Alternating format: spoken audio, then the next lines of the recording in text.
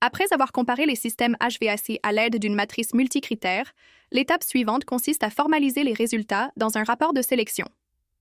Ce document constitue une synthèse complète, technique et argumentée, des décisions prises, servant à la fois de trace écrite, de base de validation et de référence contractuelle pour les prochaines phases du projet.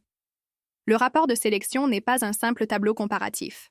Il doit présenter de manière structurée le contexte du projet, type de bâtiment, localisation, objectifs d'utilisation, les objectifs définis en phase 1, confort, coût, environnement, certification, les contraintes techniques majeures identifiées, espace, structure, maintenance, bruit, accessibilité, la liste des systèmes envisagés et les raisons de l'élimination de certaines options.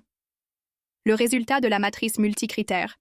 Avec justification des pondérations et des notes attribuées, un bon rapport de sélection doit aussi inclure une analyse des avantages et inconvénients de chaque système présélectionné. Par exemple, le système A est plus performant sur le plan énergétique, mais plus coûteux à l'installation. Le système B est moins cher et plus rapide à installer, mais offre une flexibilité limitée en cas de réaménagement futur. La solution retenue doit être clairement identifiée, accompagnée d'une justification solide, en lien direct avec les priorités du client et les résultats de l'analyse multicritère. Il est essentiel d'expliquer pourquoi cette solution est la plus adaptée à ce projet particulier. Le rapport doit également présenter une estimation préliminaire des coûts, CAPEX, coûts d'investissement, et OPEX, coûts d'exploitation. Annuel. Un calendrier indicatif de mise en œuvre, études, approvisionnement, installation, mise en service.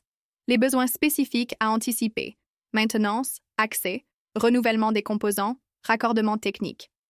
Enfin, ce document sert souvent à obtenir l'accord du client, de l'architecte ou de la direction de projet. Il peut aussi être utilisé comme base de consultation pour les appels d'offres fournisseurs ou pour les démarches de certification environnementale. Un rapport de sélection bien rédigé permet donc d'éviter les malentendus ou erreurs. De communication. De sécuriser techniquement le projet dès la phase de conception.